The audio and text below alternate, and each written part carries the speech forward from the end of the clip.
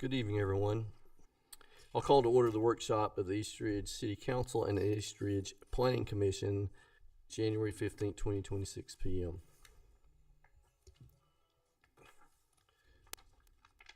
I'd like to ask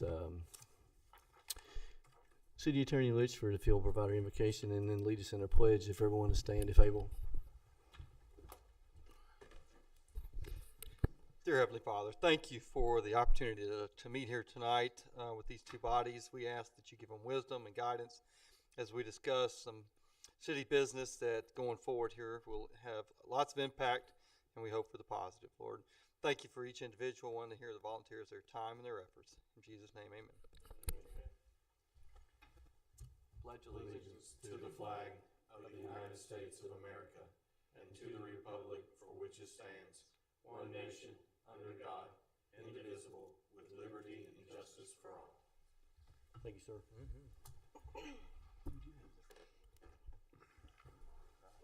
This is off now. Don't want anybody not, they can't get in. I think it's the two. Oh, yeah, you're right. I want to confirm that the front door is open and unlocked. Since it is a non-council night. I'll bring my own. Make sure it's unlocked. Yeah, I just thought about that. I did let Kiki know, but it's good to double check. Miller's going? Okay.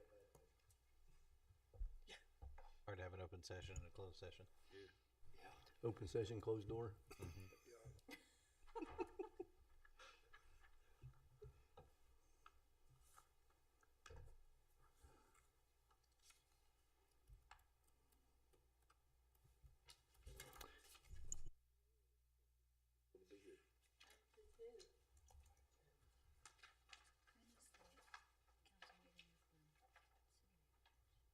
was Monday. Very full. Oh, okay. That beautiful little yellow sports car out there. Huh, that's weird. All right. Naturally. Roll call, Ms. Dietrich. Mayor Williams, Here. Vice Mayor Tyler, Here. Councilmember Cagle, Councilmember Azell, Here. Councilmember Witt, Here. Commission Chairperson Tuggle, Yes. Commission Vice Chairperson Howe, Here. Commission Member Cornelius, City Manager Miller, Here. City Attorney Litchford. Here. All right, the only item we have on the agenda is the discussion between the City Council and the Planning Commission regarding proposed mobile food vending ordinance. So I'll hand it over first to City Manager Miller. Thank you, Mayor. I put together just a brief itemization of some of the issues and items that need to be kind of discussed and resolved. We need to get direction. Staff does, and that includes Michael Howe, myself, and the city attorney. So the first one, and of course with my discussions with some of the council members over the past several weeks, a mobile food truck may be staged on a privately owned property with the express written permission of the property owner, left that out, versus do we only want to allow mobile food trucks only permitted to be staged in an established overlay district, or a combination of the both was what was included in the ordinance that you looked at, the draft ordinance that you looked at the council meeting about a month ago. What is the combination of both one more time? Well, the ordinance before basically said that a mobile food truck may be staged on a privately owned property with the express written permission of the property owner. And it also said that we could allow food trucks in overlay districts.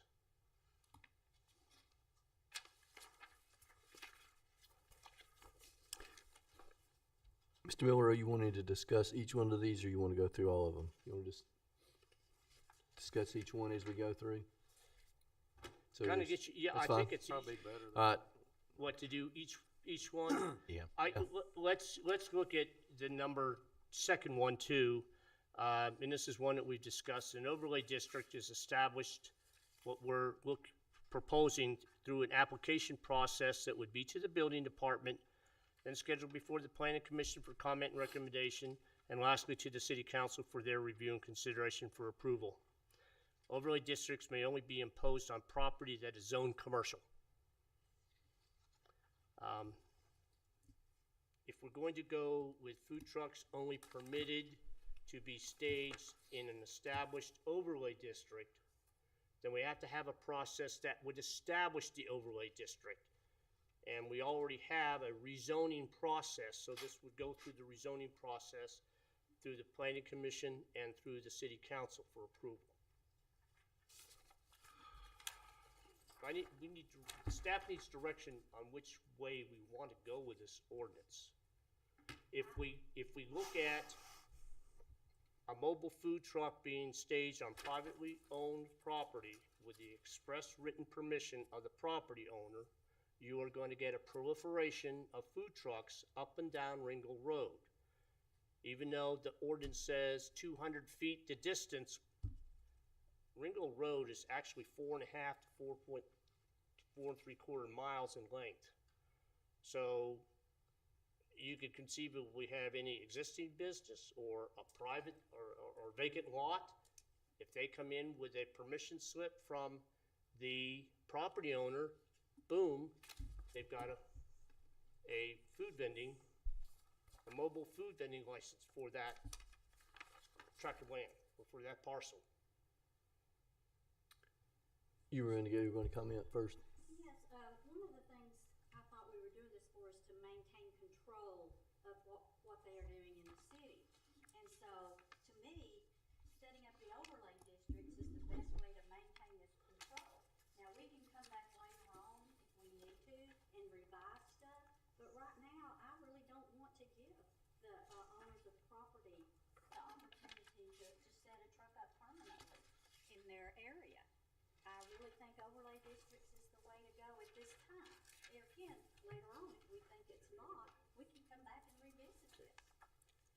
Yeah, that would really give city council governing control over what comes in the city at that point. Otherwise, if it's zoned commercial, I mean, and they come in and want to establish a permanent food truck and by owner's permission and it's approved, it's good to go. I mean, if it stays in the ordinance, then city council would have a hard time, basically they'd be grandfathered in at that point, So keeping this ordinance as simple as possible and keeping the power in your guys' hands is, in my opinion, the best route to move forward with it. It's a new ordinance. We don't want to make it too, what's the word to use? Too free for everybody. We want to maintain the control and we can always change this later if we feel like that it's not conducive. But it's all about East Ridge, not. Mr. Miller, in the first item, we're essentially discussing whether or not someone could have a food truck, say at an empty lot that a property owner has Right. and has a permission slip, or just a district, an empty lot where multiple food trucks could be for a certain period of time governed by the city. Sort of the way that our neighbors do it in The Chattanooga. ordinance that the city discussed on December 11th, 2025 had both the overlay district and a mobile food truck may be staged on a privately owned property with express written permission of the property owner. And that was under section 9-1106. Is essentially the overlay district, some of the food truck lots and districts, is that how the city of Chattanooga is approaching it? They look at an overlay district, yes, Okay. to some degree, yes. Although there are special event permits, which I There- know is yes. item 5, That's and that's down the line. Yeah, Yeah. special permit. Yeah, that's really not a big issue yeah. here. The issue is going to be whether we are going to allow an empty lot or a business. Example would be, let's say, Food City. They set up a food truck right outside the front door, and it's there. They get a permit, and under under, language that says can be staged on privately owned property with the permission, they are not an overlay district, you could have a permanent food truck out there in perpetuity. So I think we definitely need overlay district. But I do want this panel to discuss if Food City, if O'Reilly's, if someone wanted to have a special event, temporary, limited number to a year, I have that. I would say- Okay, I have that last on this. I would be acceptable with that, not just a permanent up and down the road. It has to be, permanent would be in the overlay district. Correct. But if you wanted a special, a re-grand opening, you wanted something, you wanted a food truck, well, we're going through down the I know. line, so, but you've got that one there, Bring that so. up, I have Special event events. permit, 2 to 3 days, that would be external to the overlay district. Right. Okay. You just mentioned something about the overlay district. That's a decision we need to make. Can they set up permanent food trucks in the overlay district, or do they not be able to set up permanent food trucks? Well, Those define are permanent. issues that are in this, I need direction too. But first, we've got to, if we're going to go with it, if we decided to go with an overlay district only, that's the way we want to go, then we go down to the third bullet point, regulations on mobile food trucks and vendors in an overlay district. We need to get answers to all of those questions. Well, I wanted to clarify permanent. Is permanent a permanent license, or are we talking about permanently staged? Because I don't want something permanently staged, This is forever. permanent- this would but a be- permanent license, so they could show up this weekend and the next weekend and the following weekend. I'm okay with that. Red Wolves, that's what they do over there, you know, and right, and something down there at the antique mall, you know, that could be permanent. But that doesn't mean I want to see a food truck sitting there 24/7, 365. Where they leave it, and then we have to worry Correct. about security. Right. I share the mayor's concern about permanent staging of a food truck, particularly when we have multiple shopping centers that don't have full occupancy. We have empty buildings all up and down Ringo Yes. Road that could be housing brick and mortar restaurant establishments. Yeah. Where we are collecting full sales tax within the city and reaping the full benefits of having that business in East Ridge itself. So permanent staging, I'm not particularly in favor for, but Me either. maybe a yearly permit that allows them to come and go Yeah, an with annual oversight. I think I'd An annual permit. be in Yeah. favor of that. So the question I would have, as an example, of the Indian warehouse, it's probably 200 foot back there to that warehouse. Right. His is set up back there. He owns it. Where are you going to tell him he's got to move it to if that's its home? You know what I'm saying? He's 200 foot back off Ringo Road. He's not trashing Ringo Road. You can't even see it unless you're looking for it. Is there going to be some kind of stipulation if you're that far off Ringo Road that it can stay? Why don't you just make that an overlay district? The property an overlay district? I got no problem with that. I was just asking a question because it's so far off the road. So he has a permanent food truck. He set owns up. it. Yeah, it's sitting there to the left. See, you probably hadn't even noticed it. It's been there forever since they bought it. The building. It's a building, or is it No, mobile? ever since he bought that building, it's been sitting there. But it's Is he not functional, utilizing is it as a parking area for the truck, or is he serving food? No, out of it? he wanted it. He's always had it. He makes food for his customers that buy from the wholesale shop. Oh. It's Indians.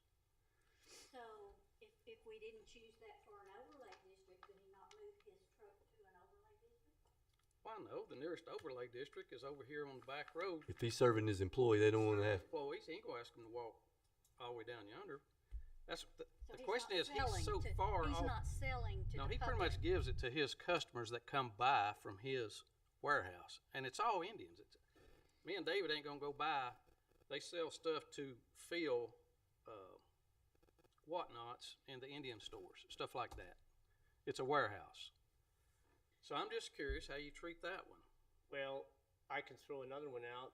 It's not a food vendor truck, but what about when you go to Food City, the new one up the street, and front doors, they have a smoker or grill out there, and they're serving food. Yeah. I And they advertise that. They do that once every month or two. Yeah, I know, but I'm just saying, we need to get some distinguishment on that one also. I agree. And I would hate to make Food City mad. I totally agree with you. So- That's one of the issues that we need guidance on.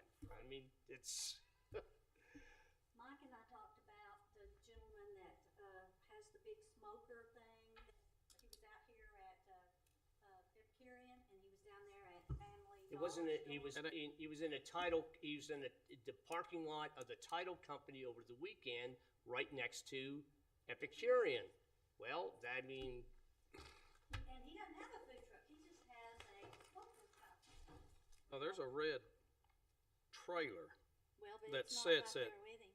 At Family Dollar. Family Dollar. He sits yes. Epicurean. Just Yes. wherever he can pull it up. I've seen him on Brainerd Road. He don't care. So if he's gonna be permanently there, why don't you He's just not build permanent. something? No, I'm talking about the He's only there on Indian, weekends. the in, Oh, you're talking about up here? yeah, I'm switching back. I don't know. I don't know. I mean, in that case, it sounds like, But I wouldn't want him to build a permanent something. You know what I'm saying? He's so far I mean, off the road, we I could- don't see where it would matter. we can make Food City an overlay district. So yeah, wasn't there a coffee shop / restaurant inside of that same building? Is it not outfitted for No, food it's- preparation? No, it's all warehouse now. It's all warehouse. But what I'm saying is he capable of installing a kitchen in there to do it in Oh, I house? wouldn't ask you. That's depending on what kind of kitchen, you could be talking about a full-fledged kitchen. The last one I did, one of those years ago, was $900,000. Yeah, To meet all the requirements as far as sprinkler and HVAC, as well as smoke evacuation, all that bit. I'd rather see that go as an overlay. It's so far off the road. Like I said, you ain't Yeah. even seen it. It's been there for months. When you make it an overlay district though, does it allow him then to bring in more food trucks? That's one of them we have to discuss. Again, under the regulations on it's under regulations on mobile food vehicles, the third, down stage, number of vehicles, trucks, or vendors, the density, is there gonna be a distance requirement? I mean, you know, if you're looking at an overlay district, let's say the Mercantile, down where Wendy's is, that's a huge parking lot. How many food trucks, if we made that a overlay district and say, it's open for food trucks? If we don't have any regulations in regard to the density of them, we could end up possibly getting 20, No, we need, maybe we not need, that many. we need a, But Regulate that. you need to regulate that, You could absolutely. regulate that. we need, I know. And that's- plus, I personally don't think that any business on Ringo Road, regardless of what it is, can only have one grand opening a year and maybe one big sale, and that's it. so The you're talking idea is to clean up Ringo Road. It's not just to Yeah. get something where we can buy permits and stage them all up and down Ringo Road. Agreed. No, that's, So, Where I was going, Yeah. yes. yeah, I'm Couple- not into this 4 or 5 times a year. Okay. And only exception to the rule, and you can put it in there, is if, like Brian come back, as an example, and bought a place that's already had a grand opening, 6 months later you buy it, you should be entitled to a grand opening under a new owner. right, But that would be it. yeah, I agree. This 4 or 5 times and worrying about permits and 20 food trucks, that needs to go away. We can regulate all that. Yeah, I agree. I think number of trucks and the duration is really the easiest way to regulate it. Because I'm trying to think of all the extreme cases. You know, I travel a lot, and as a full-figured man, I eat a lot of food. So, like Calhoun, Georgia, they've got a large gravel lot right off the interstate. There's probably 15 food trucks there. But they actually have like a central office that's coordinating that and has restroom facilities. That's a permanent building, and all the food trucks are set up. And it was a planned thing in Calhoun, Georgia. And I think it's been pretty popular. And it's across the street from, I don't know, like a Zaxby's or something. There's some restaurants right across the street, but people kind of, it tends to be a thing that actually seems to have helped the community a bit. On the other end, you have Tacos El Cunao in Cleveland that's set up in the old skate shop, and it's just essentially a permanent shanty that looks horrible that's next to a covered pavilion with tables, which is what we don't want, right? So that's a duration issue, not a density issue. And then on the other end, on one that's semi-permanent, was actually good, Taqueria Jalisco on Main Street, or right off Main Street. A very beautiful restaurant now, probably one of the prettiest architecturally in Chattanooga. Started across the street as a permanently installed food truck, where there were a food truck that was parked and all the food was served through a window, and there were tons of tables and chairs and waiters, and they would go to the food truck and get it. And it was a way around some of the regulations that they were trying to avoid at the time until they saved up to build the Taj Mahal they're in now. So that's an extreme case of a good use of it, right? But that's not typically the way it goes. So I do think limiting duration is probably in our best interest, and limiting density and the overlays. You also want to limit duration for special events, but I wouldn't limit it too long. For example, if you ever go to the mall, East Brainerd and Ringgold Road right now, or East Brainerd and Gun Barrel Road, there's the new liquor store. Yeah. That food truck has been there for a month for their grand opening, but that guy owns a restaurant down the road. He's just, his buddy has a liquor store, so they've been helping him out. And I think his duration is a month or so. So it's not 2 or 3 days. They've been setting up, trying to get people to come in, get liquor, get a taco until it gets established, and he's going back to his restaurant he owns further down East Brainerd Road. So I think there's a balance, right? But the easiest thing to control is density in the overlays and short-term special event. Yeah, I'm proposing on the special events that it be either 2 or 3 days, preferably 3 days if somebody wants to do a Friday, Saturday, Sunday. The application would be through the city manager's office and the building department. That would be easier to do. And then the number of permits allowed per business a year, as Councilman Zell says, I'm fine with 2. I was gonna, just to piggyback on what Casey was saying, Mhm. I do think that part of the neighborhood and consumer appeal, like what they did down in Calhoun, is that there is some variety there. And so if you had an overlay district, like in the city, there are certain lots in the summertime where it's like Food Truck Fridays, and they move them and they're different, and people come and see what other foods and what other community businesses are down there. Also, from a business development standpoint in Eastridge, when people start as food trucks and they gain enough popularity, like Taqueria Jalisco, then they invest and they open restaurants. A lot of times they are trying to kickstart their business through a food truck. And so I think there are really great elements of it that we could support. We just need to figure out the best way to do it and limit some of the permitting and duration, and figure out what a good balance is to support the community drive and appeal of it and potential business development. You want to put a cap on the number of overlay districts you can issue? I mean, I know that didn't go well with the liquor stores, but do we want to debate how many you can have? Because the idea of everybody designating a vacant lot as an overlay district is probably not a great idea either. We had talked about 3 at one point, wasn't it? Do what? 3 overlay districts.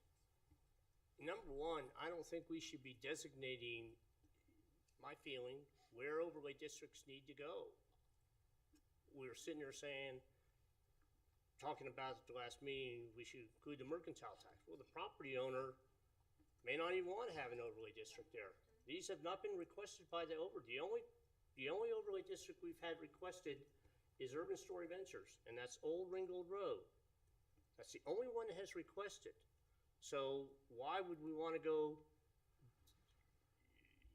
adding or designating overlay districts when we don't even know if the property owner even wants one?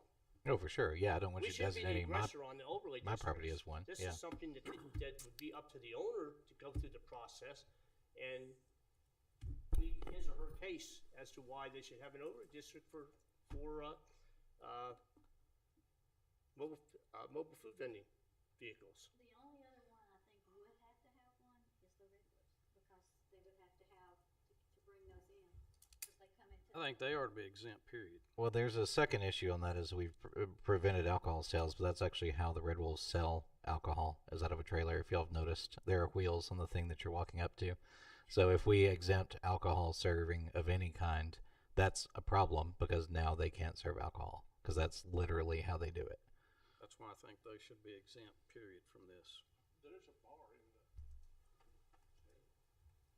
Up top. Yeah, but Yeah, that's once- the but executive that's club. It's once not they open. let you in. It's not open. That's for people like everybody. you, Scott. The rest of us have to go to the parking lot.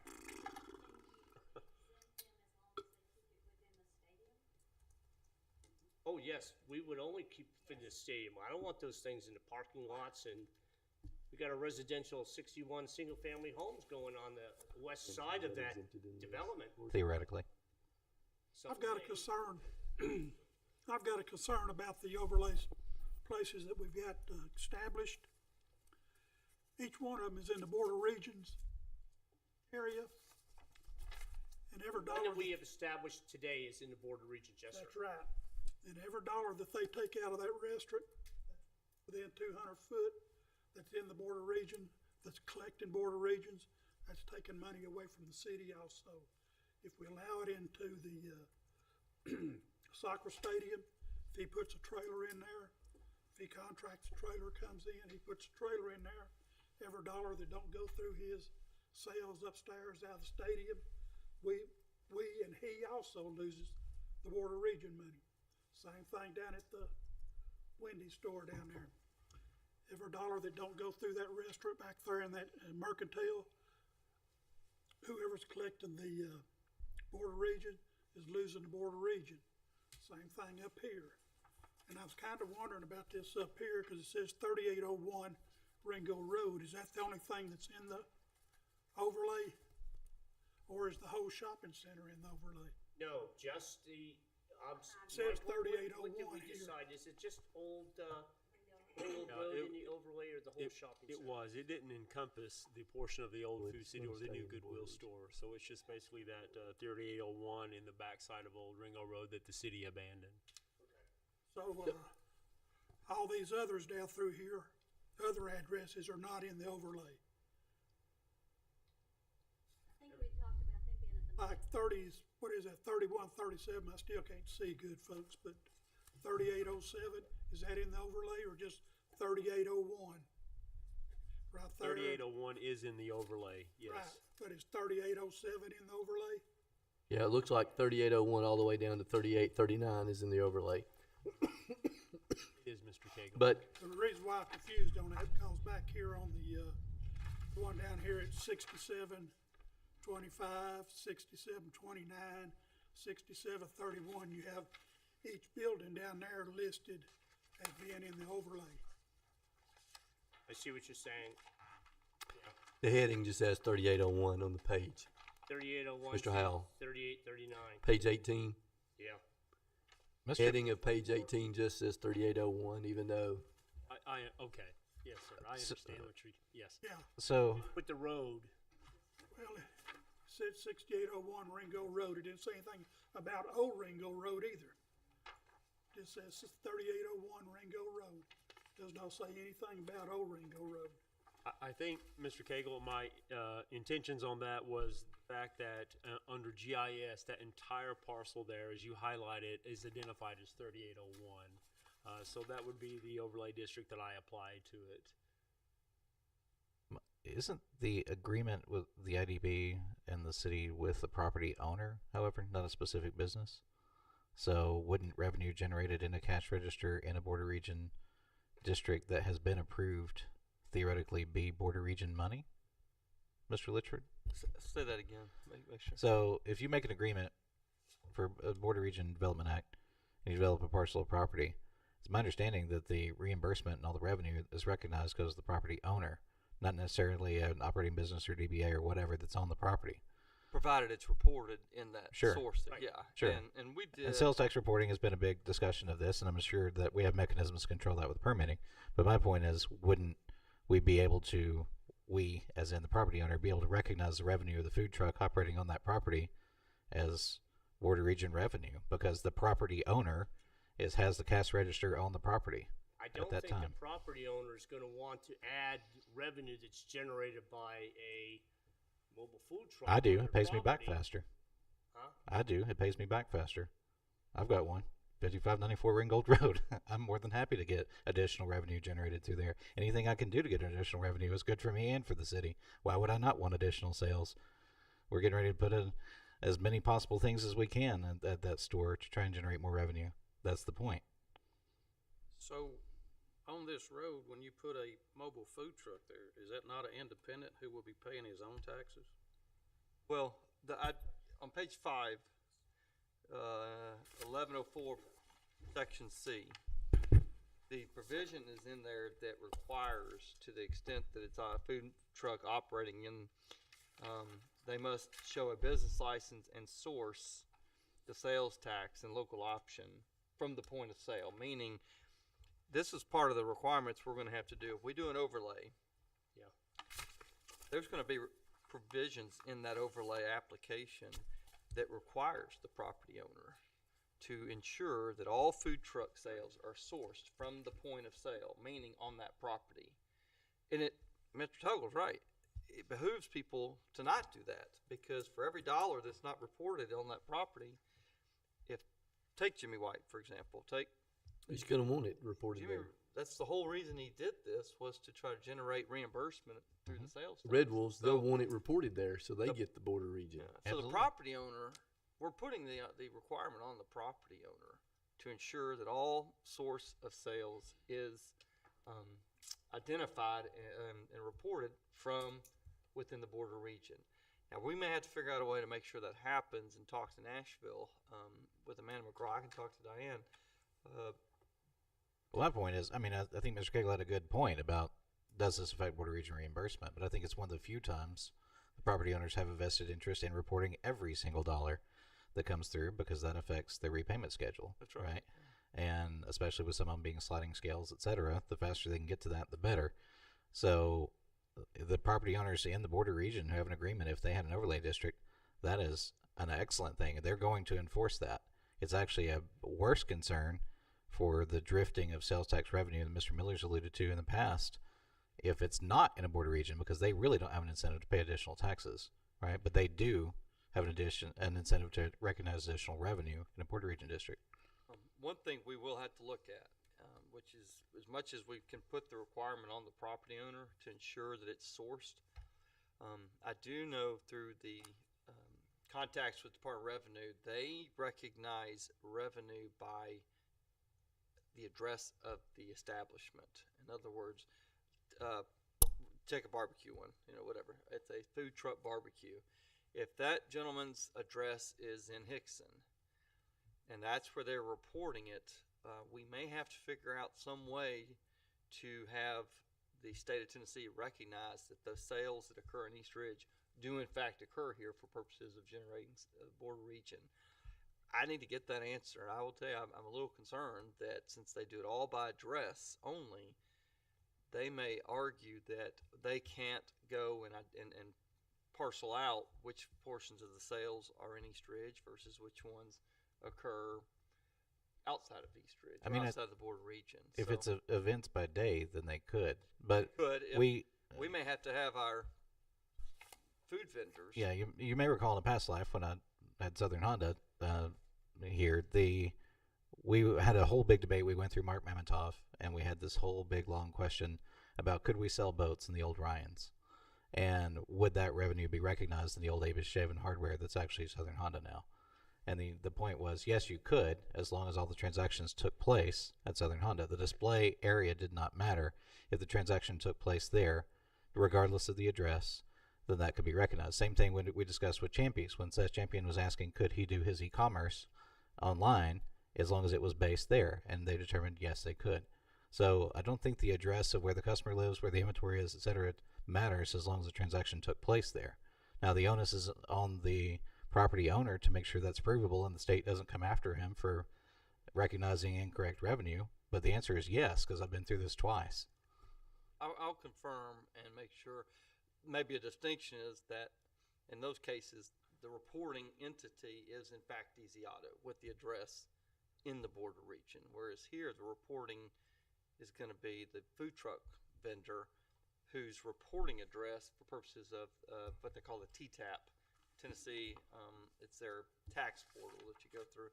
If their tax portal ID information lists, say, a Hickson address, that's a little different scenario than what we're dealing with y'all, because your reported point of sales through that TTAP portal is within the border region. That means that Jimmy White couldn't recognize the revenue, though, which would make this entire discussion It's going to be void. a problem for him, which is why he's got to figure out a way, and we got to figure out a way to ensure that the reported sales reflects from the border region in a manner that's satisfactory to the Department of Revenue. Just that easy, Scott. Well, on the Tennessee Department of Revenue website, it says if a food truck or other mobile vendor makes Tennessee sales at a different temporary locations in Tennessee The vendor should register its primary business location for sales and use tax purposes. The primary business location may be the vendor's residence or central kitchen. The vendor should collect Tennessee sales tax at the state and local rate applicable to its business location and report all sales, including sales made from temporary locations, on the sales tax return for its business location. Then the overlay won't work for purposes of the old Milo. I'm curious, didn't y'all just mention that you thought the Redwoods may be doing this? Do we know if they're able to get? I don't know. I know we paid them out. Maybe we need to talk to them. I can, Maybe they're not doing it. we'll find out, because we get their reported sales. I don't know who turns it in for them, but I can ask them if they can run a report. Are we getting a reflection of the food sales that's being generated at the Red Wolf site for purposes of being able to turn those in? I do not know. I'll find out. So would it make a difference if, for instance, the food trucks at the Red Wolves, if the owner gave them $200 to be there and all sales was profited to the owner of the Red Wolves? Correct. Then that would be Board of Region money, I think correct? that's going to be a very good system to ensure that that's reflected as Board of Region. But the food truck vendors got to do that, because the other thing we're going to deal is like the alcohol sales. We got to figure out, make sure that if who's reporting that, I don't know what sort of requirements go through on that either. But my hope is that the Red Wolves are getting to reflect it on their site. I didn't know whether maybe they were getting a percentage of the sales instead of the. Right. Yeah. You know, the Redwoods, whether they get a trailer or not, they'll just go out there and build them a concession stand, and then that'll be part of their property, causes their property tax to go up because they've added additions. So, you know, the food truck at the Redwoods, if they don't get it, well, they'll just build a building to sell it out of, okay? But then my other option is on these over outlays is, say down here at 725 Ringo Road. Yeah, that's the address. We got 1, 2, 3, 4, 5 addresses right there, and it's all one big building. Okay, that's all one person. So I'm assuming there's 5 different leases there. Now, I get in trouble by assuming. I don't know if they are or not, but say one of them, say I've leased the middle one, and when I lease it, I'm leasing so many parking spots out front of that business. Am I correct? Correct. Okay. So then we got 5 businesses there that all these parking spaces out here, I'm assuming, are tied up with these leases. Okay. So if the property owner is applying for the mobile truck thing, then the leasees, he's violating their leasees by allowing, if we say 3 trucks per day or something, now are we gonna allow 3 trucks per 6725 or 3 trucks per these 5 businesses? If we do, well then, that's gonna be 15 trucks parked out in front of that one business. Oh, the address that applies the Yes, sir. overlay, you mean? Yes, Okay, I'm because fine. that's what they're gonna have to apply for, is 6725 for the permits. Are all those are all zone commercial? That area is all zone commercial? Yes.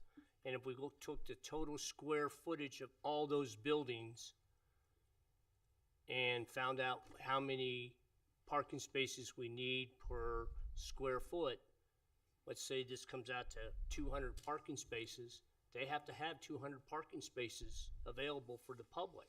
100% correct. If you start giving licenses out to 15 trucks, vending trucks, you're actually going to start reducing that number of parking spaces, and you're in violation of the code. That is correct. And that's one thing that was never incorporated into this food truck ordinance was parking space and availability. If you're going to allow them within any district that the city council chooses, we got to look at parking spaces. Which would that would serve his purpose even if you had, let's say, this one parcel, if there was limited parking and they split it into 2 overlay districts. Well, as long as each one with whatever address it is had consistent enough parking that it would be okay. But they couldn't just get one per address because there wouldn't be enough parking. Yeah, and that would solve that issue. So minimum requirement. All right, now, I don't know how many of y'all are familiar, but one time there's a big lawsuit over the back side of this piece of property because fire trucks, EMTs couldn't get back there because of this one little sharp curve here. And the flea market had encroached out of the grassy areas back there in the pond area, and they had encroached up here. So we're liable to run into that with these food trucks if they go around back to start setting up too. So, There was a provision I saw in the language about approval would require reasonable access or right of way or something. There was some of that language. Yeah, it is in the suggested when I read through it. I don't remember exactly. It's in there. I think there was Yeah. mentions of unimproved properties and things of that nature in there. It basically was open-ended and said codes could make their own determination, essentially. So for the kind of the sake of getting us back on to the bulletin points here, are we going to go with an established overlay district with an application process for any other additional properties, or are we going to go with private property permitting? Because I think we should go ahead and get that out of the way and then move into the, because we're getting into the finer points of what happens in an overlay district. It sounds like everybody's leaning towards overlay district. Is there any dissension about overlay? I think I'm not for it, period, plus. So everything I have will be negative, okay? I'm just being upfront with you. I mean, I have picked this thing to death. I've got tons of questions about it, so I'm just sitting here waiting my time. So you're totally against food trucks coming into East Ridge? Yes, or ma'am. us regulating them? Yes, ma'am. Yes, ma'am. Just because of what I've seen while we've been trying to discuss it for the last month, they just come in here and pop up on the weekends, and then they pop up and move up to the next thing, like that one Mr. Ezel was talking about next door to the Epicurean. Should never been there.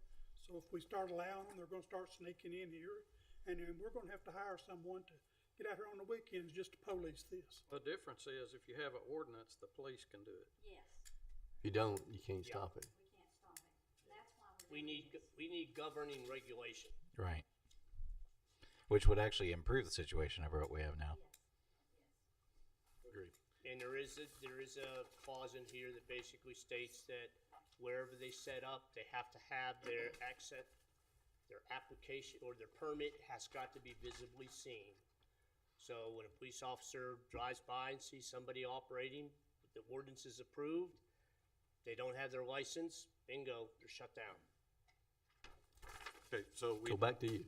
Yeah, so we have an established overlay district, the one from that was essentially asked for by Urban Story Ventures and the abandonment of Old Ringgold Road. Right.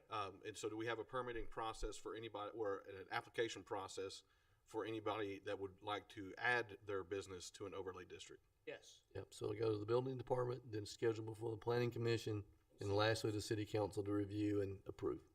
We do not send it to the RPA. This is local. So Mike and I have talked about that. We see no reason why it needs to go to the RPA. Okay, so we can move on to bullet point 3. Well, real quick, we can prepare an application form. Absolutely we can. That's not, I'm just saying that can be done. Yeah. And my question, I guess, really is, do you, within that overlay application form, there's gonna be both a request, contents in there, as well as what is approved. They don't all have to be the same approval. And my point by that is, like Mr. Cagle pointed out, you got the tracks there at the 6700 block of Ringo Road. That's 2 parcels by map and parcel, but there's multiple addresses. If the property owner may request, let's just say, whatever, they request up to 10 trucks, right? This body has the ability to say, we'll approve it for an overlay zone capped at 2 trucks, which might be different than the urban. So I'm just saying you have that option to do that if you want. And so you also have the option of limiting alcohol sales. Maybe it's an overlay zone that you think is appropriate for an annual food vendor truck, but not necessarily appropriate for the sale of alcohol. So You've got that flexibility within that. Just keep that in mind. We can prepare it that way if you'd like. Well, it's sort of like what Jeff's talking about, where they want to have that, food truck up there to fix meals for their staff, not necessarily have food truck out. Right. So we might approve that just for the one food truck that he serves his customers. It doesn't sound to me like he's actually even has a business, but I see what you mean in spirit. Well, he does serve his customers, so that makes a business Kind of, to him. yeah. It's not just his staff. I mean, we did pay a food truck this year to come and feed our customers for a ride-in day, and that was one of the things that would need to happen. It was captive. We said, come and feed everybody at this hour, and they did. Yeah, but you just did it for one day. as Right. opposed to have it. You prepare food and give it to your Oh, employees. gotcha. Yeah, sure. That would be different. Yeah. That's why I said he's 200 foot back there to where it's set off Ringo Road. It doesn't generate sales, then is it a vendor? Out of visibility concerns. Not at all. Now, his stage needs to go. I need to get Coast to Does he get sell that it to stage his out of his employees? parking lot. Give it to them. Yes. Yeah, that needs to go away. We have a place with food safety. I don't know. I heard customers. It's a cute little stage, but he left it out next to the road. I saw it. That's an interesting, Yeah. Parking in his state. that to me is like a totally separate, specific example Behind that it in the we, fenced-in lot. Is he serving his employees or his customers that buying from him? And does he sell it? It's or do my you know? understanding he was just serving his customers that come in and buy goods from him. He'll serve them food if they want. It's it's a wholesale. Right. I cannot go in there as a resident and buy. That's correct. Right. Okay, so it's only serving those that work. But there his being customers wholesale. are still purchasing it. Not the food. Not see, It's so the that ones- goes back to they're not even buying the purchase of the food. And He's it's- just providing.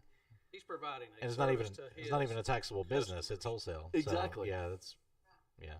Yeah, I don't even know if you qualify for the term vendor, really. That's why I was asking you. Is that really a I didn't realize vendor? it wasn't- But it is a food truck and we. Well, I mean, what happens if you get TPC that has that new addition of 100 employees and they want to have a permanent food truck outside there to feed the employees? Only feed the employees. Keep the cantina trucks off the lot. Well, again, that sort of goes to the control that you maintain by going through the application process for an overlay. All that can be considered, and it's similar to zoning. When you do zoning, you got conditions you can put on it. You can do approval of a zone of an overlay zone for the TPC, subject to the following conditions: Right. no outside sales, no advertising. Now, and I guess you're really now you're leaving it to some level of enforcement, asking a police officer to make a distinction between an employee of that company versus I might be driving by, seeing and stopping.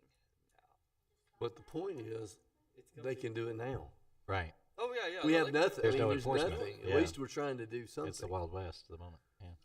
But We're at least trying to put some controls and regulations on it, which each overlay zone is not precedent setting. You can set your own restrictions within each one, depending on what the applicant requests in connection with that application. Even including Mr. White's, I think to the extent that the body is inclined to want to approve it by majority vote, I should say, not unanimously. I think you ought to at least have identification of what exactly he's wanting to put on there so that you can have those on there, because I think we haven't quite established, are they going to have permanent staged food trucks, or do they have to pick up and go home every night? And I don't know. I mean, That's a question we have we've within got the that on third the list. I bullet. think it's number Yeah. 3, I think. Yeah, it's In the case of, Or the gentleman that Mr. Rizal was talking about, sounds like that's more of an actual it's permanent, structure. permanently staged. That's going to have to be approved, per the body, but it can be approved as one of the conditions on that particular overlay. as long as he meets the codes of what the food truck looks like. The condition. Yeah, really nothing involved with the preparation of the food needs to be non-mobile, right? I mean, or even, what's a better way to put this? Everything that's associated with the food truck needs to be mobile. It needs to be able to be packed up at night. And that's actually what happened to Tacos El Cunyo, who is now in Bradley County, next to the old Kyle Dodge, because they were on Rossville Boulevard, and they had set up in an abandoned restaurant, and you would go and sit in the abandoned restaurant to eat. You go outside to order the food. They eventually piped in some electricity, a little water, a little this and that out of the building, and codes enforcement ran them out, so they moved to Bradley County. So there is a mechanism to be able to control that. We just have to make that ordinance. There is provision, I mean, I know what you're saying overall, but there is a provision here relative to, can't hook up to utilities. Right. Right. But Permanence. essentially slowly or converting it to a permanent structure. Yeah. Unless it's approved on the front end, that the structure is, now I didn't even think about it, but the gentleman that Mr. Zell was talking about, you may say the structure is permanent, but you can't have permanent utilities connected or something like that. I mean, He's got a whole warehouse to go in and use a bathroom. He don't need yeah. But it needs to be entirely mobile, is my point. Like, where he ran into trouble is he stopped connecting an extension cord and he ran Romex. Like, that's the point at which it's not a food truck anymore, right? And that's what the spirit of the law needs to maintain, is there needs to be mobility. Yeah. Yeah. These areas you're talking about, can we get a copy of their food truck ordinance? Sure. Is that, well, Yeah, there are several available on You've MTS's got- website. yeah. Mike has done an extensive research on this and looking at food trucks from other cities. It differs, every single one is different. It And is. we tried to compile the best we could with the drafts that we have provided.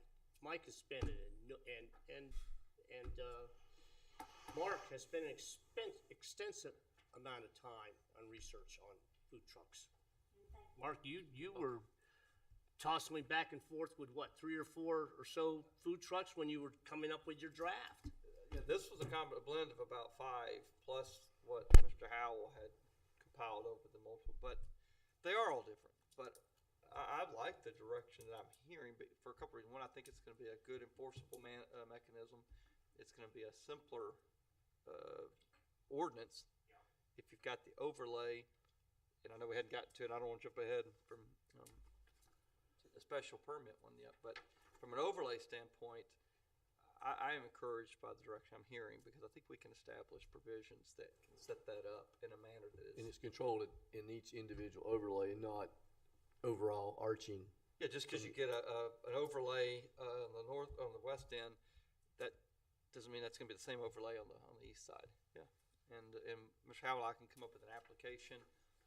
Almost, I would suggest in some way, almost he's serving as the RPA level of this. When he gets the application, he's going to prepare something similar that can give the recommendations and the what they call it at RPA now, comments, I think is what a report. Yeah, like a report. And then this body ultimately will establish the final parameters or conditions of that particular zone. And I mean, the zone itself will be presumably by parcel number. Now, hopefully we don't get to the point where we have to do any sort of a meets and bounds discussion of it, but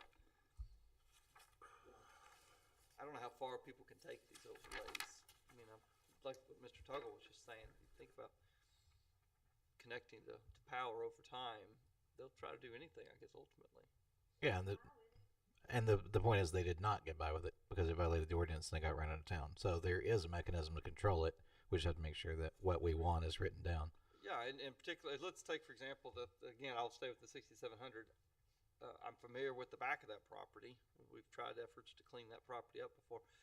If we're allowing a mobile food vendor, probably want to put a condition that they can't operate in an area that, might attract nuisance type conditions.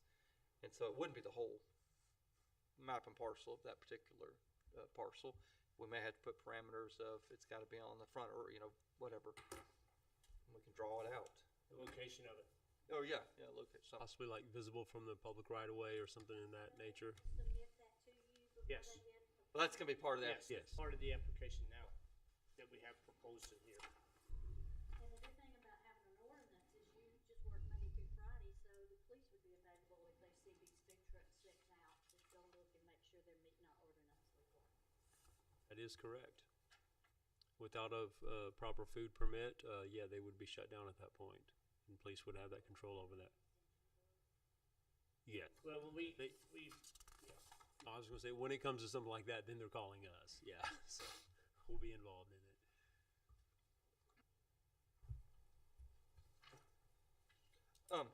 Not to jump the gun on Councilman Tyler, but, on number 3 right there, or bullet point 3, all of those, again, can be kind of Conditions. conditions on each particular overlay zone. And so now, some may be non-negotiable. For example, architectural design standards, that may be one you all don't want to waiver on. But, and I can have those sort of built in the ordinance. Things like can't permanently hook up to receptacles and utilities. Yeah, But as far as things like tables or again, sale of alcohol, the awnings and waste, and I think there was even discussion we had about flushable toilets available. Yeah, I mean, maybe not discussion. I had it in there. I mean, I'm just saying, whatever you all want, those are things we can decide if you want some of those to be applicable across the board, or we'll pull them out. So, and I don't mean to jump the gun on bullet point No, 3, but I just want to point that out. good point. So I'm jotting things down here. So, you've got your overall requirements and regulations like permitting, architectural design, insurance, and public safety, reinstatement, suspension, appeals. All that would be overarching for everything. But then at the overlay, you could then control staging, alcohol density, number of trucks, and so on and so forth. So you could set that up at the overlay level, conditions, and then you got an overarching ordinance requirements. I like that. So of the overall, you would want to have some of these regardless of where the, I think that's what the mayor and I was think suggesting. restroom facilities and approved driveway access, those would have to be Yeah, required. yeah, for everybody. yes. I just didn't get everything written down. Got But yeah, it, you okay. draw the line in what is overarching that covers all Got it, overlay districts, and what is okay. conditions that we can Right. control specifically for each individual overlay. So, for instance, the Red Wolves, alcohol is it? Right. Check yes. The others maybe no. So in an overlay district, can a person just go set his truck up there? Or does he have to have approval from one of the businesses? He has to have approval Just from the question. owner. To do a overlay district, the applicant has got to be the property owner. He's talking about a food truck just setting up in the overlay. No, they would still have to have Oh. their. Yeah, he has Okay. to have permission Permit. from the property Sure. owner. I mean, And what's the deal? Yeah. He just has to get a permit from the city And to set up in the In the overlay, and overlay district. Yeah. that'd be an annual permit. Yeah, yes. property owner's consent. property owner, Yeah, of course. Yeah, absolutely. Property owner is the one that established the overlay district. The overlay district is established for a food truck.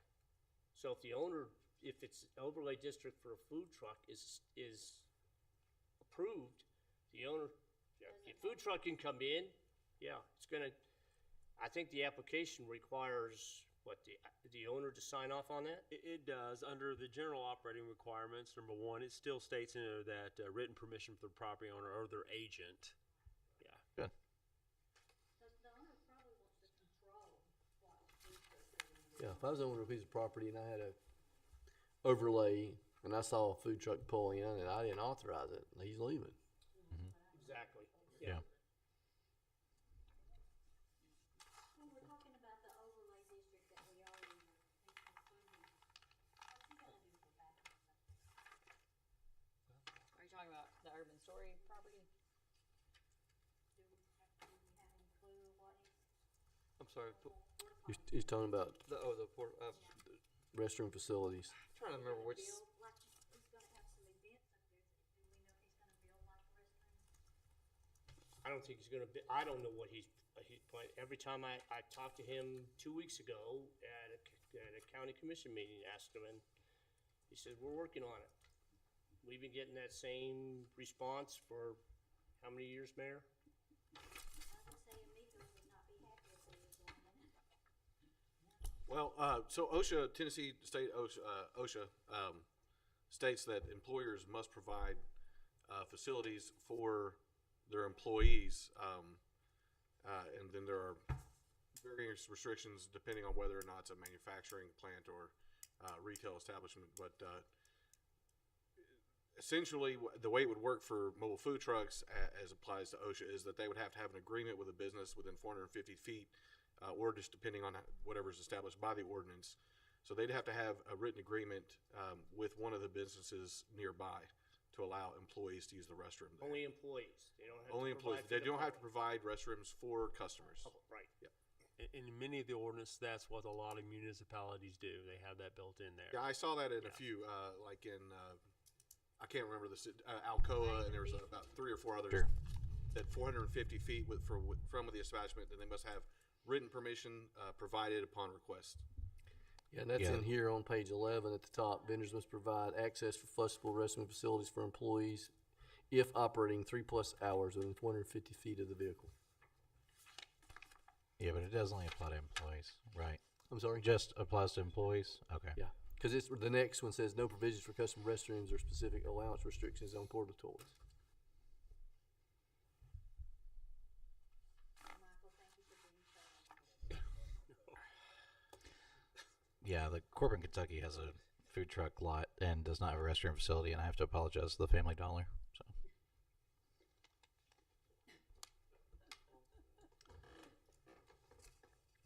In the overlay districts, where we got these businesses that close at 6, 7, and 8 o'clock. Says here they can stay till 10 or 11 o'clock. So 10 during the week and 11 on the weekends. I understand that, miss. We're getting to the bathroom. But what I'm saying is the business closed 6, 7, 8. None of them are hardly ever open except for the restaurants up here. I don't know of anybody down here at 67, 25 that's open that late. So I'd like to see the time limit put down when the business closed, then the food trucks roll. Well, I get the impression that when he does this, it's gonna be like an event, like something that we would see downtown. You know, that it would draw crowds in. So, But there's gonna be no music, no noise, so we're just gonna have people walking around down there eating after the Yeah. businesses are closed. that's how it is in Chattanooga. My wife has drugged me down there, and there are lots of people just standing there on grass eating food from 15 different trucks. You would be amazed, but yes, that is the answer. Marry a 33-year-old woman, and you too will have this joy. I don't know. Way before I left, way before they closed, and I eat late, so I don't know. I'm assuming he's doing events. Event-based, you would assume that there would be porta potties or something already. If it's event-based, I mean, if you're talking about things that are happening on downtown, Yeah, the 6th Street food truck alley thing they built where the Ducks used to be. That's the one I'm referring to. I don't remember restroom facilities there. It's the place behind the donut shop, and it's an abandoned alley essentially, and they put down AstroTurf and park a bunch of food trucks there. Event-based, that's, you're not talking that's overlay covered. now. Right. Like event-based, I think it's covered in that last bullet point. Yeah, if it's event-based, I think it's gonna be a commercial business doing a grand opening, doing Yeah. some event, and their They'll be That there. kind of their event. store's gonna be open for. I didn't mean that kind of event. I thought he was gonna have, like, sometimes he would have food trucks out there, sometimes he would have vendors that are selling jewelry or pocketbooks or what. Isn't that what he talked about? when Yeah, he it was some sort of market. He talked about a movie. He Market, talked like the about a market movie. downtown. Remember too. Talked about 4 or doing 5 yard something sale. every weekend. Right, so that it would draw crowds in. And so I thought Jackie was was gonna say, all the businesses are closed. Well, then the ordinance says there has to be a bathroom for the employees. Where are they gonna go for the next 3 hours? I thought that's where he was going with this. What do you do with that? Just, I thought that's what he was gonna ask. That's why I started grinning over here. You'd have to shut it down or meet the requirement. Yeah, because Keep that's a it- state issue.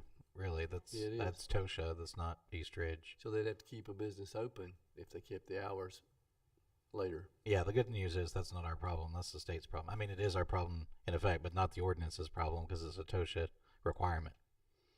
But when you're talking about Mr. White, he doesn't really have a business up there, does he? He rents those out, but he's just wanna have the food trucks in the back. He doesn't have to own the back, well, I guess he owns every He owns back the whole room up place. Yeah. there, But that doesn't mean that. Maybe he needs to have a little. That doesn't mean Goodwill would say you can use my bathroom. Yeah, so That'd they become- might I not know even be what you're open, cause saying. they might not stay open that late, but, and a lot of those And if he's gonna do a reoccurring event like that, he might want to then rehab one of those little office spaces and put bathrooms in it. Yes. And then open it up for that event. Which is And what then- Calhoun has done. Yeah, Yeah. I mean, I think there's one table, 2 chairs, and a bathroom in the little building. It's a tiny building, and it's the only non-food truck structure in that entire parking lot. And the rest of it's just food trucks. because he is talking about what he's telling us he's planning on doing. I mean, he's going to need to do that. Because, like you said, they're not going to want people buying food from the food truck and then going over to Amigos and going and using the bathroom.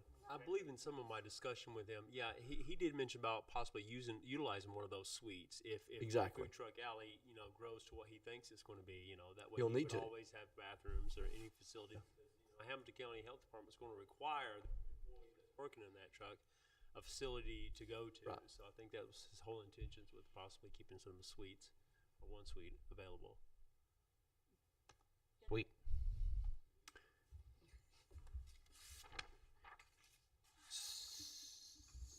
So next, is there more discussion, and then we'll see next steps. Because, to your point, I don't think we just arbitrarily say 1, 2, and 3.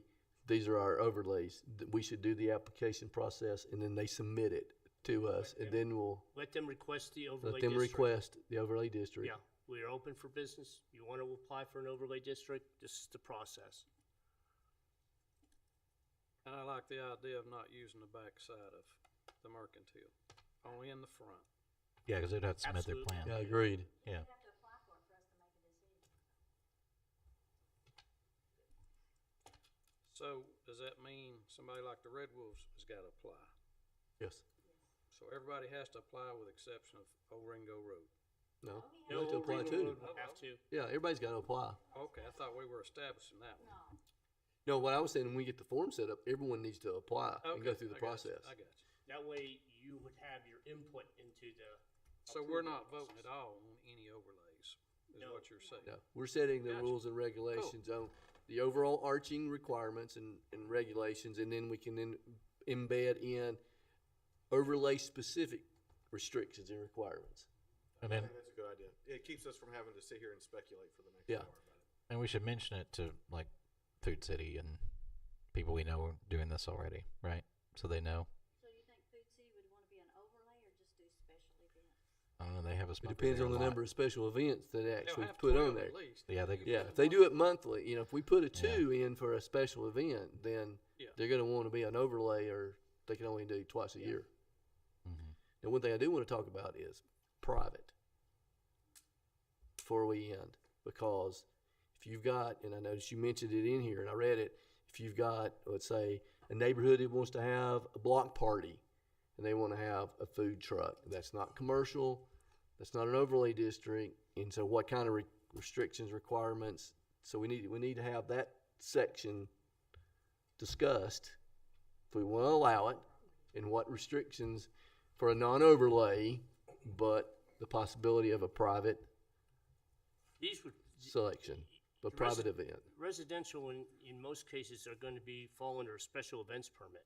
Right, but we need to iron that out too. What kind of requirements, restrictions, regulations Yeah. we want for that. Yeah. I think Well- to get these guys some direction. The residential, if somebody's gonna have a food truck, it's gotta be on their property, not on Agreed. city, not on city property. If you put it in the street and some person gets Nope, hit it's by a got car or public something, the safety. city's- That's gonna be the overarching. Public safety is gonna cover that. Safety is a big issue on that one, yeah. We Yeah. talked about that. But you have to make provision for the First Baptist to be able to have the Brewster's truck come by for their ice cream social, which is a thing that does happen. So there needs to be and because we don't control zoning of churches, we never tell them what they have to be. So they may be whatever they are, and they're still going to have food trucks come because they do. Yeah. So that Action that would have Church, to cover they have it. a little carnival in their church. They want to bring an ice cream truck. Right. Happens all That's the time. What about Hampton County Schools? same thing. Because they have a vendor come in and feed the teachers once a month or every other month. And I assume they do maybe even football nights. Also. Yeah, because they'll be cooking over there on grills. Sir. If our ordinance, can our ordinance, control school district property? Wouldn't think so. Because, you know, building inspections and so forth, isn't that done by the schools? It's not necessarily done by us. I handle it, yes. Oh, you do? Yes. me Do and we have an Randy agreement handle that this. does that? Mhm. Okay. I actually thought about that when I was on the phone with Councilman this morning. I did wonder about like football games at the high school stadium, and I don't know. Yeah, I mean, the short answer is we have the right to regulate. It's within the city. Now, is it owned by county? It is owned by county property, but we still Owned by- have to. Still I mean, it within still our has city. to operate in accordance with the zoning of it. But Yeah, I'm just questioning Tennessee law because in other states, as Kansas and Georgia and Florida, in Florida specifically, the city cannot legislate against the school district. The school district is, I'll On get their us. own. I can get us an answer, but it may be one of those where, to the extent that it's property owned by a particular government entity, which in the city of East Ridge is really the city and Hamilton County Schools. Yeah. I'm not aware of any other that this body could go ahead and unilaterally make the decision that, with respect to property owned by Hamilton County, they're exempt from any of these requirements. Do a school overlay, school district overlay. Or just you can exempt them out. Right. And And I True. wouldn't want them to have to buy a permit or nothing anyway, because Exempt 'em, it's yeah. booster I like clubs and that. everything Yeah. else, you Instead know. of creating another type Taken of away overlay, from the just school. exempt them. Just exempt them out. Yeah, you can. Yeah, you can just exempt them out. exempt That'd out be great. property. And I agree with that. Yeah. I'd like to ask a clarifying question. We've talked a lot about the 3800s urban story property. It's clear that there's been expressed interest in having an overlay district there from the property owner. Right. Is this 6700? Is this also, this is just a Discussion topic. discussion, This was- speculating that they might be it is, interested? it is a result of existing and ongoing food truck activity. And that's why At it that was, property. that Okay. property is why it has risen to our It's a good way to answer it. visibility. Well, and it's Got not it. the They have property, one Is about that- every other week down there. Yeah. but Got it's it. not the property owner. There's actually one park there. Property Sometimes. owner has not Tennessee barbecue, requested yeah. it. Yep. Got it. Thank you. Only one has, and that's Urban Old Story. Urban Story. Got Yep. it. Helpful. I tiptoed through that one, but Yeah, I know. I was trying to figure out how he's gonna word that one. Clarify. But that's correct. You did good. So we agree we're gonna exempt schools. Yeah, Yeah, Okay. that's I good. think it's good. That's Okay. good. That'll save money. Yeah. I'll keep my mouth shut and the rest we'll address it as we need to. what? No. Nope. We don't need to come back later and My point was, so the churches, did we want to exempt churches? And then I got to thinking, that's slippery because in Dayton, Tennessee, there's a church who's decided they're going to sell fireworks and they're tax exempt because it's a church. So it becomes a slippery slope if you make a blanket exemption. There's a lot of variety of things called churches. And so it may just be best Yeah, if it's an event I permit. don't know. I mean, we always can revisit to your point, but I don't know that we exempt them. School, they've got Right. baseball, softball, football, all Sure. type of games going Constant on. events, yeah. And churches, it really special is a special events event. and, you Yeah. know, Cross Paths has their Halloween thing, and they've got the booth set up and maybe some food trucks. Well, that food truck's gonna have to have a permit from us Right. to set up there. Right. Well, and then you got Jones Memorial that provides hot dogs and hot chocolate during the Christmas parade. That'll require a special permit. But That's a they don't have special to be an overlay district because they don't No, do it. it falls under the special events permits. So Whatever you decide on the days and how many you can have a year, we can work, staff can work out all the just a question. So one of the churches is gonna do a fundraiser, have bounce houses from Daniel, and everybody's having a great time. But to get that permit to have that, is this body or the city manager, is he gonna have the Thank you. authority that he Sits can in January. exempt the permit fee? The fee, Yeah, is this you know, body do you gonna want be to able to do consider that? nonprofits? I'm talking as about, exempt, right now I'm or- really referring to a church, but No, they're Nonprofit would work. we would be Nonprofit. able to exempt that. Actually, nonprofit would help a whole lot. I mean, if you throw that in there, nonprofit is Yeah. exempt of fees. We could waive those fees in the application. But they still have to be issued a permit. Correct. Yes. Correct. fees And I was waived. about to go there, but you beat me Which to would it. also help your Boy Scout Club of America that wants to sell hot dogs or whatever. They can get a no-cost permit. That would be good, actually. So So what we're y'all are looking at- saying is that American Legion up here wants to have a fundraiser every month selling butts and ribs and food like that, and they smoke it out there in their fine little smoker kitchen they got outside there.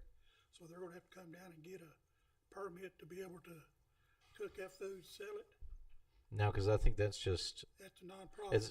But the preparation is still taking place in their internal kitchen. They may be smoking it outside. I used to run a barbecue restaurant. It was considered an extension of our kitchen. We had to go through the same health stuff and all that, and it was all we take the ribs off, take them to the kitchen, and split them up in the kitchen. So that's separate than preparation on something with axles. How often do they do that? I know that they do the butts, but that's once a year. Now they're doing it more? Once a month now since they've reopened, Okay. trying to get their thing reestablished. So Yeah, I think Mr. Tuggle's accurate on his portrayal of what's happening over there, especially for the barbecue butts. And then I think they're going to be doing like a Valentine's Day thing that's going to be done all in house over there. And I don't think they need a permit for what they're doing. Because they have a Yeah, kitchen too. They maintain a inside. commercial kitchen. Yeah, They have a kitchen. They have a huge commercial kitchen. Correct. Yeah. And I think they're in the process of opening up their commercial kitchen as a commissary for food trucks. Even they're looking at exploring that option. That happens downtown. There's one attached to the pavilion that is a food truck commissary. To the Tennessee Pavilion, or whatever it's called now. Mm-hmm. Yep. What else and what do you three need additional to start carving and cutting this up for an overall arching requirements and regulations versus overly specific? But do we have anything else here from the planning commission and or council, questions or insertions? I don't like permanent staging at all. I don't either. Make what? Permanent staging. Permanent staging. Yeah, we no. understand that. Okay. Yeah, we got that. I guess the fourth one down, the allowance of smokers and grills setting up on private property or private owned property with the express written permission of the property owners. How do we want to deal with that? Yeah, did we ever get It's through not a my food- question about a homeowner association wanting to have a block party? Do you have to have a porta potty? Do you? Yeah, it would be a special permit with a restricted number of. What if they bring a food truck in? Well, the food truck coming into a block Now, a party. block party's fine if they just have a party, but if they bring in a food truck, Yeah. The food truck would be with a special events permit. correct. So that would be usually a day. They would get a 1-day permit, and What do you want to do about porta potties? I would. There's no porta potties. You don't on have to worry about that? because, That on doesn't- special events If it's permit, at a house, you'll go in the house. Well, Okay. most block parties are from. I don't wanna They s- just go home. That's if true. We're gonna. Okay. Yeah, I don't think special events permits are going to be for parties in residential areas, block parties, businesses, and usually, I don't see where we have to have Okay. a porta potty or Restroom restroom facilities accessibility. Okay. because the people that are sponsoring it are either going to be the neighbors or The business. if a business is having a grand opening and they want to sell food from a truck, they're certainly going to have bathroom facilities. I'm clear now. To those that go there. There again, that Mayor. was nothing I could clear find in now. any ordinance. I'm sorry. That was nothing I could find in any ordinance when it came to HOAs, and block parties having portable facilities for. Okay. If it was an issue, we could just exempt neighborhood associations because they're a legal entity The that's only thing I'm trying recognized by the law. with the special events permit, I want to make that as easy as possible. Yeah. Okay. As easy as possible because they're only going to be there for a couple days. Yeah. And then But, gone. but we still need to restrict the number of special events that are issued. Well, for one Parcel. property or from a business owner. Okay, say you have a block party, and I'm in the neighborhood, and I wanna give a block party, and she lives 5 houses down from me, and she decides to give a block party, it's the same block, it's 2 different people. I will basically say that block parties is a public safety issue. If you live on a street like I do, with 6 houses on a cul-de-sac, we can very easily have a block party.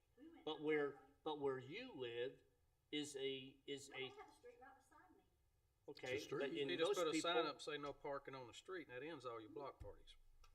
Well, but what about a close-off? I mean, does somebody on Marlboro have a right to have a block party and close off a portion of Marlboro? Oh, they almost do it every year. Do they? I've lived there 9 years, never seen it. Having Oh, these man. parties. Where? Never been invited. I don't know. Where? I Yes, hadn't seen that either.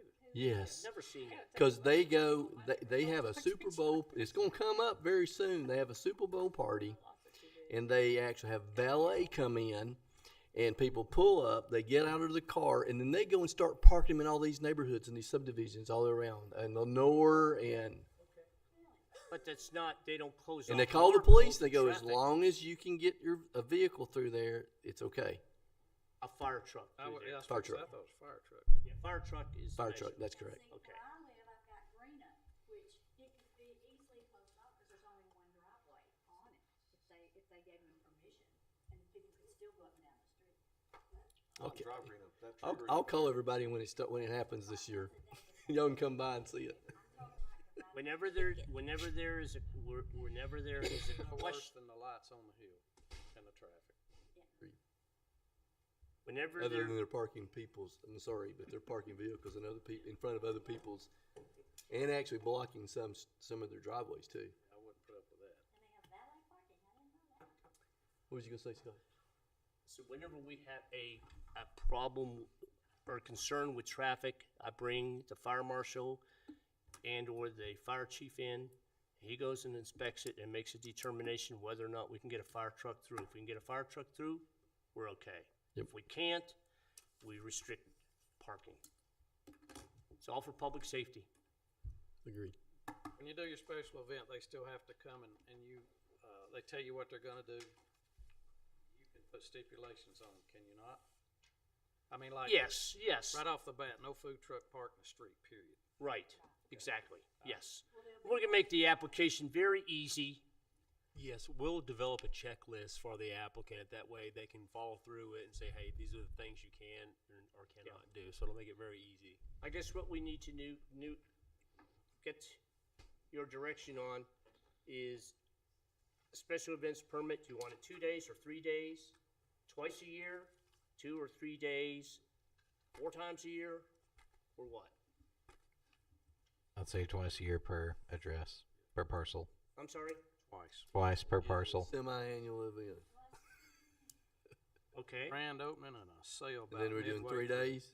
Friday, Saturday, Yeah, 3 Sunday? days would be fine. Yeah. I think 3 days is usually the max. I've never had one Would be more than max. 3 Does days. it have to be on the weekends though? No, Oh. be anytime they want. And it prevents Jernigan's from having 16 going But out of it's- business sales per year with a It's food 2 truck. or 3 continuous days. You don't come in and say Monday, Wednesday, and Friday. Did you say the furniture store, Jernigan? Yeah, you remember we're going out of business every other weekend. That would prevent them from going out of business sales. They're in Chattanooga, so Yeah, they're that's outside true. our jurisdiction. Oh yeah, they're right over, Right, weren't yeah. they? That's right. I forgot about He that. wants to be in East Ridge. Yeah. Very bad. They've been going out of business for 25 years. So when we get this all finalized and all, are we going to mail out anything to the businesses on Ringo Road about the new ordinance that city just came up with, or we just gonna wait till they do it wrong and we go stop it? No, we can get notice out. If you send it to every business on Ringo Road, it's going to cost the city thousands of dollars. Well, you could probably put that on social media and you'll get enough phone That's calls. what You I'm won't saying. need it. We You won't need to certainly- mail it. That's what I'm thinking to do is go with our media. Social media will open it up real quick. Either that, Chamber of Commerce, the local Chamber of Commerce. I mean, we put eyes on this. We know the areas. We could always definitely address the People that we know are interested. property that we know that food trucks are setting at. It's not right, but you do a press release, absolutely. And it's not just people we have ill will with. Like, we're perfectly fine with the Food City running a smoker, but they still need to know they're changing it. You need to do this thing.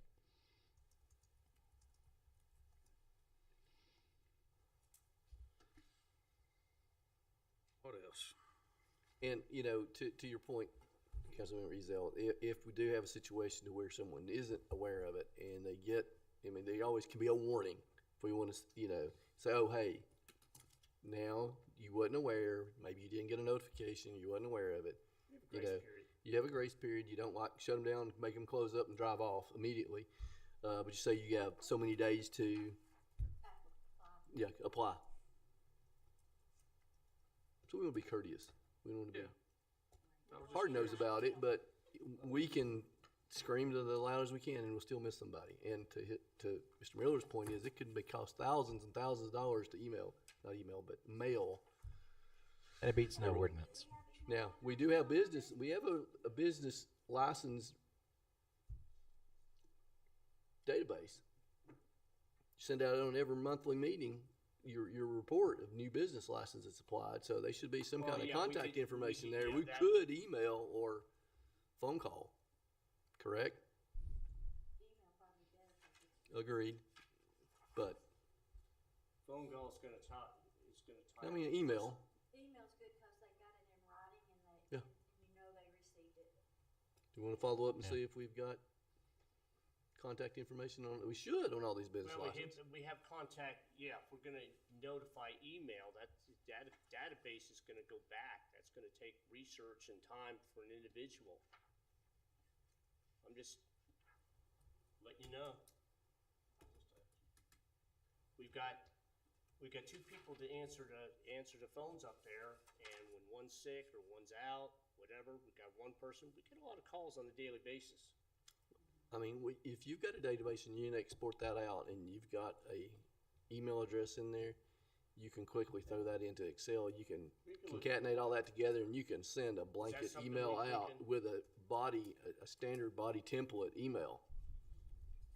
I would definitely look into that. Just going, finding all the Ringo. I mean, it's just basically isolating everything on Ringo Road. Correct. Ringo Road proper. Yes. Yeah. Okay. Does that answer your question? It does. There's nothing that prevents us from telling the Food City, right? I mean, the people we know can need to know. Then you still give a grace period for someone that may have Right. missed it. Yeah. Right, exactly. I mean, Right. yeah, I think even Mr. Cakel's fine with them having a smoker out front. We just want them to know.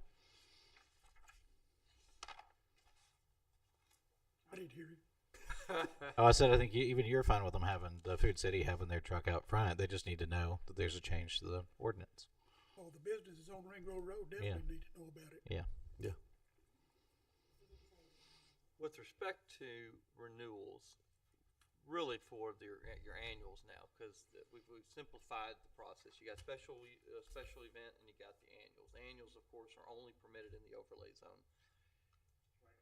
You all, one thought is there may be a scenario where you've got an overlay zone of which he may only have 2 permanent if he wants to add a weekend event where he brings in 5 more. Is that the overlay zone is eligible for special events? They just have to apply for those. Sure. They have to, yeah. If they have a license and they only want to come in once or twice a year, But they just have to have an annual license. as an example, you're talking about like the Mercantile, if they did it down there, he still has to have enough parking spots. Right. Assuming all So, that is yeah. complied with. Yeah, I mean, the example I give in my office, I think in the warmer seasons, once a Friday of every month, they have a big lunch. They have about 8 different food vendors that come down. And let's just assume that was an overlay district. But of that, 2 are permanent. They just stay there all the time. He just happens once a month to invite 4 or 5 more in. Are those subject to the special use permit? I mean, Yes. special. If it exceeded what he's I would allowed say for if in they're in the an overlay district, no. They're fine if they're in overlay district. If they're in the overlay district, no. They just have to have. And if he they meets just density- Need to have an annual. They just have to have an annual permit to do business in. well, we had said that the overlay districts were going to have an individual capacity limit. So I think what he's saying is if they wanted to exceed the individual capacity limit for an event, Let's just say they've got a 5 max, but 2 are always permanent. The remaining 3 that he could bring in they're changing. He doesn't. oh know yeah, who well it- sure. But that truck has to get a particular permit to operate. Is They that have to get truck? it. They Right. have to get an Yes. operating permit. That'd be right. And that's due to the fact also that fire marshal's got to check it out, everything, state license, all that other, so, yeah. No, Answer your we could- question. Yeah, we can. And on the annuals, do you all want those to all renew at December 31st? Or, I've seen both ways ordinances. I've seen where, let's say it's $200. Well, someone that gets an annual in October is gonna be paying $200 in October, another $200 January 1st, or do you want to prorate it? Prorate. Yeah, prorate. My recommendation would probably be, I've seen one ordinance where it was almost cut in half, where between January 1 and I think it was July 1, it's $200. Thereafter, it's $100.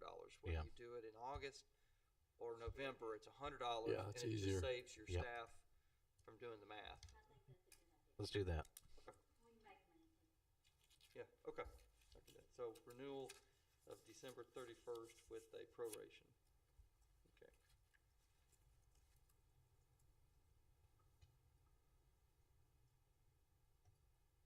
What I can do, Mr. Howell, I can get together with City Manager Miller and I don't want to represent when I'll have this done, but we will have some, we will work, I mean, as early as next week to get on this and get something back to you as soon as possible. I have another question too. What about the roach coach that operates on Ringo Road? There was a separate provision for cantinas, right? I think that was, yeah, it's You know, it's the cantina. the one that shows up every morning at your repair shops, construction Yeah, sites. kind of the canteen. We call them per roach, se. roach Yes. coaches, but Got yeah, it, got it, got it. they come. They're 9:30 every morning down Ringo Road. You can't miss him. He's there for breakfast and lunch. It's pre-made, right? It's Yes. yeah, it's a roach coach. Yeah. There's no preparation equipment on the vehicle. We want to have them licensed? Well, you have him in here, but It he is. would be considered a cantina truck. Yes. My question is, are we gonna stop him and tell him he needs to come by and fill out a piece of paper and he has to buy a permit to operate in East Ridge? Just a Doing question. that, we're doing that for all other food. I'm just asking. I did an annual permit, I think you would have to have, just to do business and if He I, doesn't set up permanently. No, he's only there 15, 20 minutes at each place down I Ringo know, Road. I know. But to be annual, you said that it had to be a overlay district. Otherwise, it's a special permit. I'm just asking a question here, guys. Yeah, that is fair. I think the roach coaches has to be Well, the nasty name. with respect to the And annual. Canteen truck. Where I come from, I mean, the roaches are 2 inches, An annual 3 is inches required for a big. mobile food. I could just, But I've distinguished between a canteen and a mobile food pit in the Okay. ordinance. But we Is he could say, preparing that food in that? No, and the definition, if It's you look at just like a- 91102 exactly what 1, it is, a canteen, and we have that defined yep, in the front. Right. it's on page 2. Want to start, I mean, we can say they gotta get an annual license, Just a whatever. rolling convenience You store. can do an annual It is. license. as long as you get an Exactly. annual license, you can be a canteen vendor or whatever the. It says canteen truck. Yeah. Any kind of permit to come into East Ridge, they can just come and go as they please. Currently. So what stops? Now, So what stops Right from now, the, yeah. County license. so I didn't hear the question. Said they have to have city and county license. The canteen trucks do, and they have to have a health thing. So do they have a city license? Well, that's a good question. I'll find that one out. But under is- section Their city and 91107, county license are issued at their residence or wherever the truck is stored. I believe during earlier meetings with city council that was a topic Mr. Cagle had brought up, and under 91107 general operating requirements, I believe it's Page, Michael. Yeah, I'm sorry. Let's just do that. Yeah, I'm sorry. Page Page- 12, just above 91108, operators of canteen trucks on public Yes. property must obtain mobile food vending permit. So that was a topic of discussion during city council meetings. We did put that in there, but now it sounds like that might change possibly. No. As far as I'm concerned, he's taking away from everybody that's making biscuits every morning up and down Ringo Road that's paying all these property tax. Yeah, but they ain't taking them to the thing, and that's why. Yeah, they're not delivering, don't misunderstand me, but I would think that they should have, at least an annual license. but let me be the devil's advocate. Then what stops a canteen truck from going over here and setting up right next to Epicurean? He's got an annual license all the time. Well, they don't have preparation equipment, so I think the limit in the appeal is they don't have any preparation mechanism, and that's why they're considered separate. A canteen truck is continuously moving. It's not going to park. Yeah, they don't even turn them off. I think what he's asking is what stops him from parking. Yeah. Yeah. Because there are only so many plastic wrap sandwiches that you're interested in eating if they're not prepared on site. There's no preparation equipment in the truck. That's what it's. Yeah, there's no preparation. Yeah. There's a limit to what you can prepare even in a commissary kitchen and still want to eat later that day. You could have deliveries to it. I'm just thinking of the worst case. But we can address as that we when it need. happens, We can yeah. address it when it happens. This is still something we never had before. Exactly. Yeah. You can't predict everything. While we're on page 12, I'd like to, Mr. Howell, to read item number 4, and then go down and read 7.2. Yeah, I think I know where you're going with that, Mr. Gagel, about public right of way. Yes, sir? Yes, sir. I think honestly that's a typo in there. Okay. Yeah, there should be no operation of mobile food truck within the public right of way. Reads here that if he comes up here and gets a special permit, he can set up in public right of way. It does. Which one is that, Mr. Howell? Item 4 under, sorry. Page 12, Sorry, you see, item 4, and then 7C2. Yeah.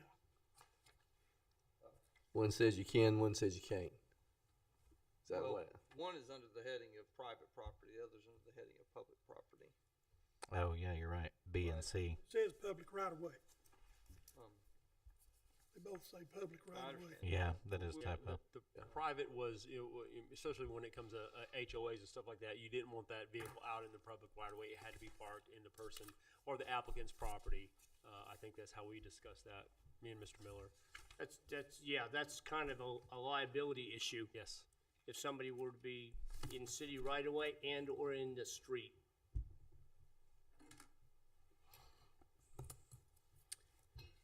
Most of the time that I've seen, they usually just pull it up in the driveway and operate from that. They take the car in the driveway and put it in the street. At least you don't have people mingling around the cars as you do with food truck. What else? Then my next question. Go ahead, sir. I was just gonna go back to my Cantina truck right quick. So he's going to be buying a mobile food vehicle fee, $200 a year, correct? On page 16. For the Cantina truck? Okay. Yes. Just check. You can make that back in 3 sandwiches. I don't know how many. Councilmember Easdale knows where he's at. He can get you. Catch 'em. I go by him every Yeah. morning. They beep real loud. He happens to hit them stops same time I gotta go to work. That's who feeds our mechanics. Muffler, and then he pops right down the road. Yeah. I mean, Yeah. he's in and out of East Ridge faster than you can. I looked at the All right. employment offices. What else? Have Bobby go get a biscuit from him. I can get Bobby to take care of that. Officer. It's a good biscuit though. He used to hit over there when I worked at Southern Honda. Yeah. Killer breakfast. They still go over there, feed the mechanics. What else? What else? Mike, I'm just trying to keep this thing rolling because Mark? it's going on 8. we Is that think right? we got something we can. I'm very encouraged. I will say this, I'm very encouraged. I had a lot of concentration. I mean, I've worked on this one as hard as any I've had. I know Mike, certainly, Mr. Howell certainly has. So I think we've got a solid framework to work with, and I am hopeful and encouraged that I can get something back to you all that meets, I think, almost every standard that you all want, knowing that a lot of this can be fixed just by the individual approval. And with the conditions. Right, with the conditions of each approval. And so, and certainly the special event permit will have discretion of the city manager or the chief building official. That, Questions coming in my office, I check with building, police and fire to make sure that they're covered in those areas. it just helps because drafting one size fits all legislation is one of the most challenging parts of drafting an ordinance. Yeah. Yeah, and I appreciate you guys inviting the planning commission since we have to approve the districts, it's helpful to understand and have some input. So Well, it eliminates this back and forth. sure. And that's where I'm going next. So once this is prepared and you deliver this to them, do we reconvene with this joint body one last time before we bring it to the planning individual to vote on, and then it comes to us? I think it's beneficial to us have this joint. The three people who matter are all nodding, so it sounds like we are. You know, another way to do it. I mean, I don't want another special call meeting, but I think we need to That's fine. have it so we can have everybody here. So we're not, well, we think this and then planning thinks that. This was very, very beneficial and productive. What was decided about the porta potties? They have to have a bathroom according to TOSHA, so no matter how they handle it, they're going to have one. No porta potties. Porta potties, all right. Yeah. Mayor, may I suggest that once the ordinance is drafted and signed off by Michael and myself as representative of this meeting, is to get it to all the parties. Have you take a look at it, make your, it may hit every point that we've talked about, and there's no need to have a joint meeting. But then again, if there's a lot of concerns about that are raised by members of the council or the planning commission, then at that time we can make a determination, have another workshop. Most of the concern was over overlay. Yeah. In all the different areas. Yeah. That's fair. It's a lot easier, just having the one, and everybody have to apply for the permit anyway, and they need to make the decision individually. That makes this a lot easier. That's fair enough. We can get feedback from this body, joint body, and then if we see we need another called meeting, we can do that. We Yeah, we may come back saying, looks good to me. And Most of our communications with the city attorney, we don't have work sessions, and so I think you usually reach out to us on anything that's coming like that, and you do our trainings frequently, so I think we can communicate with Mr. Litchford. Should the applicant bring in the permission slips from the, getting permission for the employees to use their bathrooms? any other zoning issue. Mr. Howell, didn't you say that it's required, there has to be, Previous agreement. the owner has to approve the person operating on their property anyway, so that'll be part of it, won't it? Okay, yeah. I'm asking, should he bring in, when he applies for it, the permission slip from Yes. the business owners? Right, yes, because it's part of the process. The application process, on the application, I think we're gonna have a signature that the owner has to sign off. Yes, yeah. No owner's signature, that means that the applicant has not obtained approval. If I may, really quick, Mayor and Council, the city architectural design standards, would it be okay to have possible for the applicant to put photos into there? That way, you know, we're actually seeing what they're presenting to us for a food truck, what the unit looks like and stuff like that, instead of us. I think so. Okay. For some reason, I thought it was in there already. No, he's asking if we could have them put a picture Of the attached truck. to the application. Oh, but for some reason, I thought it was already in there that they had No. to have some kind of. At that point, we would know exactly that truck matching front, side shots, or rear, and Yeah. suitable, roadworthy, I guess. I'd say do inside as well, since preparation is part of it.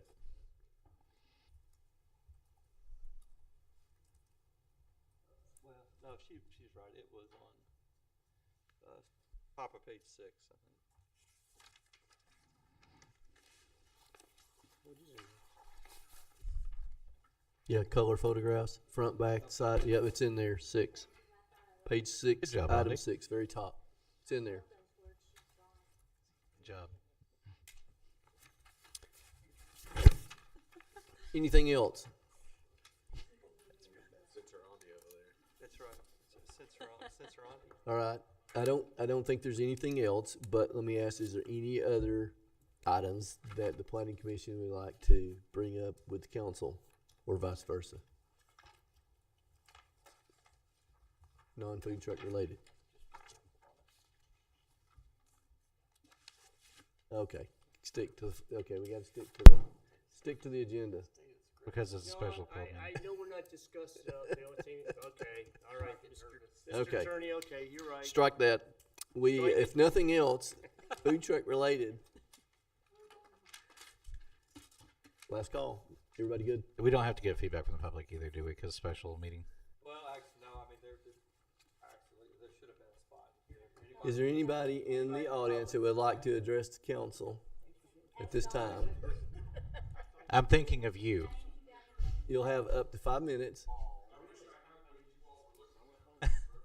No, the super secret. Sorry.